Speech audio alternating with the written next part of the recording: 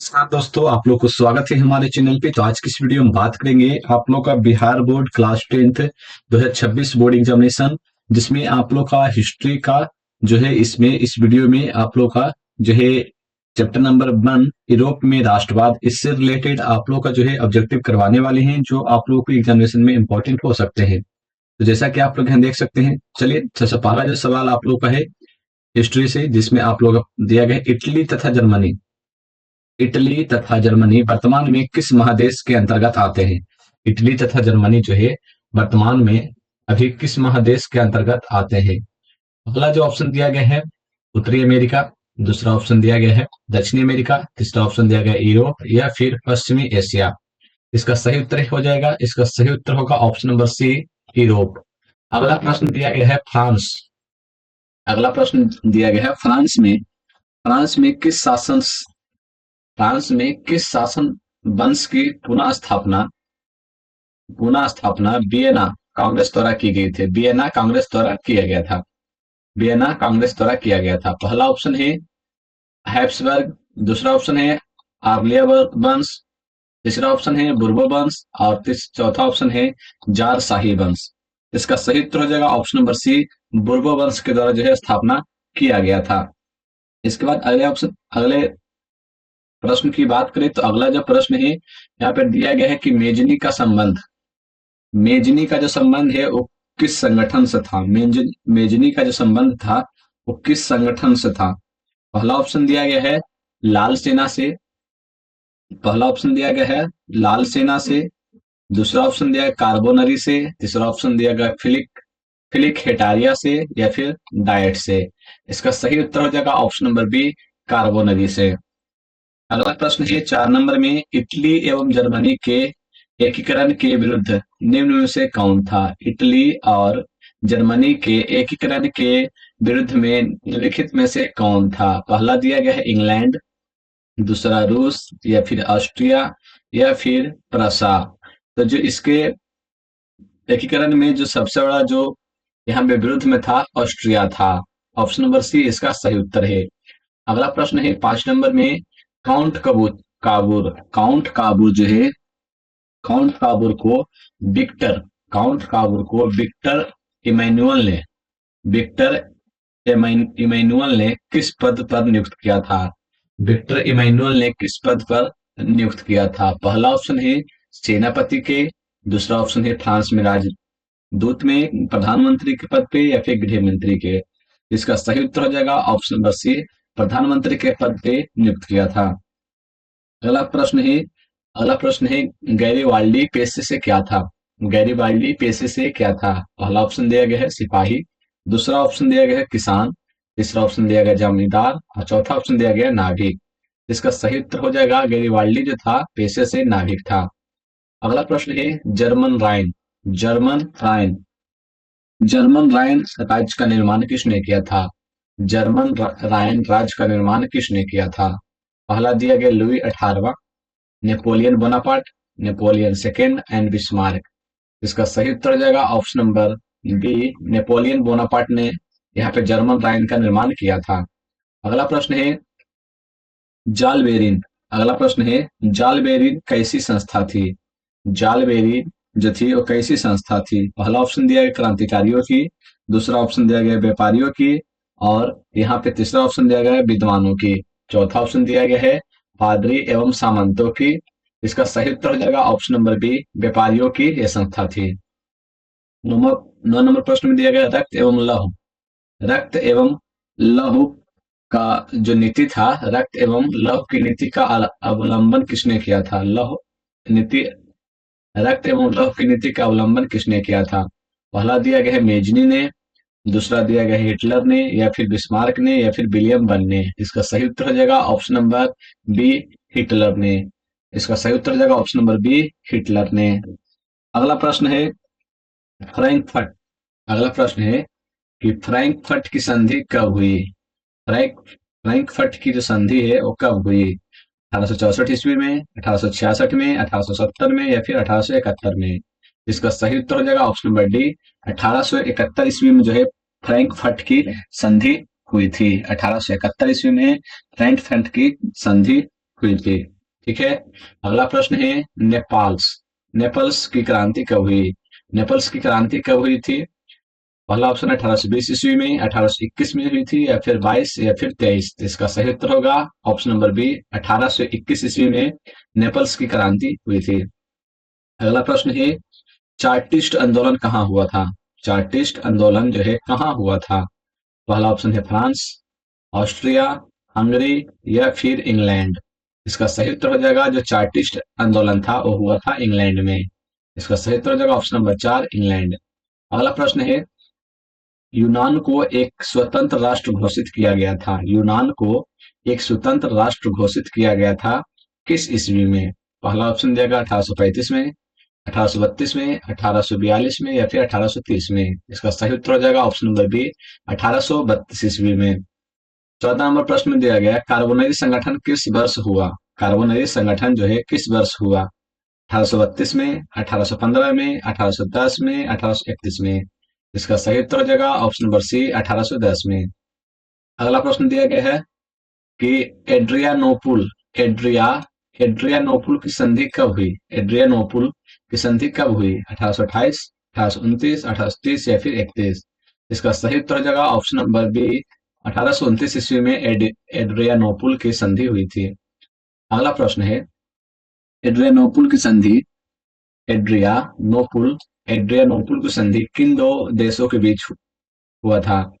किन दो देशों के बीच में हुआ था? पहला ऑप्शन दिया गया है तुर्की तुर्की रूस, यूनान एंड पोलैंड। तीसरा ऑप्शन दिया तुर्की एंड हंगरी। चौथा ऑप्शन दिया हंगरी एंड पोलैंड। जिसका सही उत्तर हो जाएगा ऑप्शन नंबर ए, तुर्की एंड रूस।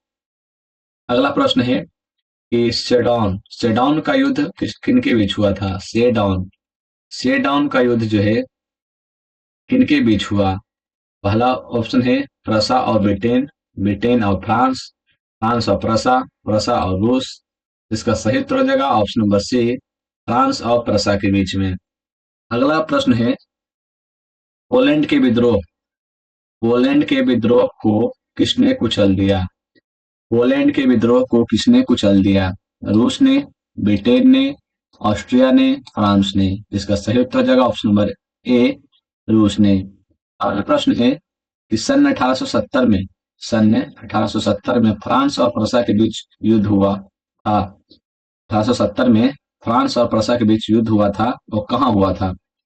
पहला दिया गया है सेडॉन में, दूसरा ऑप्शन दिया गया सेडब में, साइडन में या फिर फ्रैंकफर्ट में। इसका सही उत्तर हो जाएगा ऑप्शन नंबर ए, सेडॉन में। इसका जो युद्ध हुआ था सेडॉन में, ऑप्शन नंबर ए सही हो जाएगा।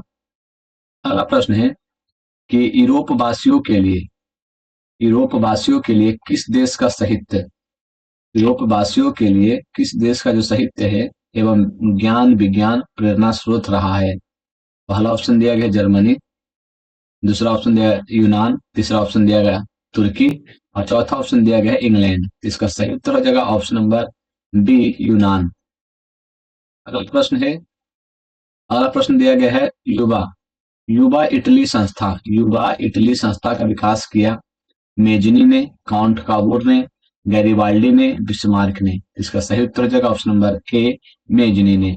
अगला प्रश्न है अगला प्रश्न दिया गया है कि बिस्मार्क निम्न में से क्या था? बिस्मार्क जो था निम्नलिखित में से क्या था?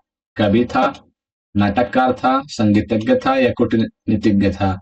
जो बिस्मार्क था ये कूटनीतिज्ञ था, यानी कि ऑप्शन नंबर डी इसका सही उत्तर हो जाएगा।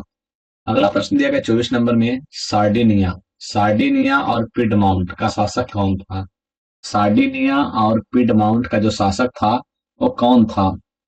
पहला दिया गया Napoleon third, Count Cavour, Victor Emmanuel या फिर विलियम प्रथम। इसका सही उत्तर हो जाएगा option number C, Victor Emmanuel था। अगला प्रश्न है 25 नंबर में यूनानी स्वतंत्रता आंदोलन के दौरान कौन ब्रिटिश कवि शहीद हुए? यूनानी यूनानी स्वतंत्रता आंदोलन के दौरान कौन ब्रिटिश कवि शहीद हुए? पहला ऑप्शन दिया गया है लॉर्ड बायरन, कासुत, फ्रांसिस डिक या फिर विलियम प्रथम। इसका सही उत्तर हो जाएगा ऑप्शन नंबर ए, लॉर्ड बायरन। अगला प्रश्न दिया गया है 26 नंबर में जाल्वेरायन की स्थापना किस राज्य ने की? जाल्वेरायन की जो स्थापना है वो किस राज्य ने किया था? पहला ऑप्शन दिया गया प्रसा, दूसरा ऑप्शन दिया गया ऑस्ट्रिया, तीसरा ऑप्शन दिया सार्डिनिया, चौथा ऑप्शन दिया फ्रांस। इसका सही उत्तर हो जाएगा ऑप्शन नंबर ए प्रसा। अगला प्रश्न दिया गया हंगरी की भाषा क्या थी? हंगरी की भाषा क्या थी? इतालवी, मैगियार, पोलिश, फ्रेंच। इसका सही उत्तर हो जाएगा ऑप्शन नंबर बी मैगियार। अगला प्रश्न दिया गया है यूनान के स्वतंत्रता संग्राम में किसकी पराजय हुई? यूनान के स्वतंत्रता संग्राम में किसकी पराजय हुई? रूस की, तुर्की की, यूनान की, फ्रांस की। इसका सही उत्तर हो जाएगा ऑप्शन नंबर बी तुर्की की। अगला प्रश्न है मारियान। मारियान जो है, मारियान किस देश के राष्ट्रवाद, मारियान किस देश के राष्ट्रवाद की प्रतीक थी? मारियान जो है किस देश की राष्ट्रवाद की प्रतीक थी? फ्रांस, रूस, इटली या फिर जर्मनी। इसका सही उत्तर हो जाएगा ऑप्शन नंबर ए फ्रांस। अगला प्रश्न दिया गया है 30 नंबर में यूरोपीय यूरोपीय सभ्यता का पालना किसे कहा जाता है? यूरोपीय सभ्यता का जो पालना है किसे कहा जाता है? इटली को, फ्रांस को, हंगरी को, यूनान को। तो इसका सही उत्तर हो जाएगा ऑप्शन नंबर डी यूनान को। अगला प्रश्न लिया गया है act of union. Act of union किस वर्ष पारित हुआ? एक्ट ऑफ यूनियन किस वर्ष पारित हुआ? 1688 में, 1707 में, 1788 में, 1807 ईस्वी में। इसका सही उत्तर हो जाएगा ऑप्शन नंबर ए 1688 ईस्वी में पारित हुआ। अगला प्रश्न है कि 1789 की फ्रांसीसी क्रांति के समय, 1789 के टाइम फ्रांसीसी क्रांति के समय वहां किस राजवंश का शासन था? वहां जो है किस राजवंश का शासन था? पहला ऑप्शन दिया गया है ट्यूडर, दूसरा ऑप्शन दिया गया स्टुअर्ट, तीसरा ऑप्शन दिया गया है बुर्गो, चौथा ऑप्शन दिया गया रोमानोव। इसका सही उत्तर हो जाएगा ऑप्शन नंबर सी बुर्गो। अगला प्रश्न है नेपोलियन संहिता किस वर्ष लागू की गई? नेपोलियन संहिता किस वर्ष लागू की गई? 1789 में, 1791 में, 1801 में या फिर 1804 में। इसका सही उत्तर हो जाएगा ऑप्शन नंबर डी 1804 ईस्वी में। अगला प्रश्न है जर्मनी के एकीकरण के लिए बिस्मार्क ने कितने युद्ध किए? जर्मनी के एकीकरण के लिए बिस्मार्क ने कितने युद्ध किए? एक, दो, तीन या फिर चार। इसका सही उत्तर हो जाएगा ऑप्शन नंबर सी यानी कि 3 युद्ध किए। अगला जो है 35 नंबर में कि वियना जो कांग्रेस वियना कांग्रेस में कौन राष्ट्र सम्मिलित नहीं था? वियना कांग्रेस में कौन राष्ट्र सम्मिलित नहीं था? पहला ऑप्शन दिया गया है ब्रिटेन, रूस, फ्रांस या फिर जर्मनी। इसका सही उत्तर हो जाएगा ऑप्शन नंबर डी जर्मनी। अगला प्रश्न है वियना कांग्रेस में पवित्र संघ की योजना किसने प्रस्तुत प्रस्तुत किया था? वियना कांग्रेस में पवित्र संघ की योजना किसने प्रस्तुत किया था? पहला रूस ने, दूसरा दूसरा ब्रिटेन ने, फ्रांस ने या फिर ऑस्ट्रिया ने। इसका सही उत्तर हो जाएगा ऑप्शन नंबर ए रूस ने। अगला प्रश्न है यंग इटली के संस्थापक कौन था? यंग इटली का जो संस्थापक था वो कौन था? जियोबर्टी, काबूर, मेजनी या फिर गैरिवाल्डी। इसका सही उत्तर हो जाएगा ऑप्शन नंबर सी मेजनी। अगला प्रश्न है अगला प्रश्न है 38 नंबर में फ्रांस के किस राजा ने कहा था? फ्रांस के किस राजा ने कहा था कि अंग्रेजी अंग्रेजी राजा की भांति शासन करने की अपेक्षा लकड़ी काटना अधिक पसंद करूंगा? ये किसने कहा था? पहला ऑप्शन दिया गया है लुई सोलवा ने, नेपोलियन पापा ने, लुई नेपोलियन ने या फिर चार्ल्स दसम ने। इसका सही उत्तर हो जाएगा ऑप्शन नंबर डी चार्ल्स दसम ने। अगला प्रश्न है 39 नंबर में कि परसा परसा का शासक कौन था? परसा का शासक कौन था? परसा का शासक कौन था? Napoleon Bonaparte, Napoleon third, Victor Emmanuel या फिर विलियम प्रथम। तो जो परसा का शासक था वो विलियम प्रथम था। अगला प्रश्न है कि यूरोप का जो मरीज है किसे कहा जाता है? यूरोप का जो मरीज है वो किसे कहा जाता है? पहला ऑप्शन दिया गया है रूस को, जर्मनी को, तुर्की को, यूनान को। तो इसका सही उत्तर हो जाएगा ऑप्शन नंबर सी तुर्की को। अगला प्रश्न है कि नेपोलियन ने जर्मनी में किस संघ की स्थापना की? नेपोलियन ने जर्मनी में किस संघ की स्थापना किया? ट्रांसपेडन संघ, सिसलेपाइन संघ या फिर आप लोग का राइन संघ या फिर इनमें से किसी की नहीं। तो इसका सही उत्तर हो जाएगा ऑप्शन नंबर सी, राइन संघ की स्थापना किया। अगला प्रश्न है, किस संधि द्वारा किस संधि द्वारा स्वतंत्र यूनान राष्ट्र की स्थापना हुई? किस संधि द्वारा स्वतंत्र यूनान राष्ट्र की स्थापना हुई? वियना की संधि द्वारा, कस्तूनतुनिया की संधि द्वारा, या फिर प्राग की संधि, या फिर एड्रियानोपुल की संधि द्वारा? इसका सही उत्तर हो जाएगा ऑप्शन नंबर डी, एड्रियानोपुल के संधि द्वारा जो है यहाँ पे स्थापना हुआ। अगला प्रश्न है, यंग यूरोप यंग यूरोप की स्थापना किसने की थी? यंग यूरोप की जो स्थापना है वो किसने किया था? काबूर ने, मेजनी ने, बिस्मार्क ने, गैरीबाल्डी ने? तो जो यंग यूरोप है उसकी स्थापना मेजनी ने किया था। अगला प्रश्न है कि नव गुल्फ आंदोलन कहाँ हुआ था? नव गुल्फ आंदोलन कहाँ हुआ था? इटली में, जर्मनी में, फ्रांस में, या फिर ब्रिटेन में? तो इसका सही उत्तर हो जाएगा ऑप्शन नंबर ए, इटली में। अगला प्रश्न है, मीटरनिक मीटरनिक कौन था? मीटरनिक कौन था? ऑस्ट्रिया का चांसलर, वर्षा का चांसलर, और फ्रांस का सम्राट, या फिर रूस का जोर? इसका सही उत्तर हो जाएगा ऑप्शन नंबर ए, ऑस्ट्रिया का चांसलर। अगला प्रश्न दिया गया है, कार्बोनरी कार्बोनरी की स्थापना कार्बोनरी की स्थापना किस वर्ष हुई थी? कार्बोनरी की जो स्थापना है वो किस वर्ष किया गया था? पहला ऑप्शन दिया गया है 1810 में, 1815 में, 1830 में, 1848 में। तो इसका सही उत्तर हो जाएगा ऑप्शन नंबर ए, 1810 में।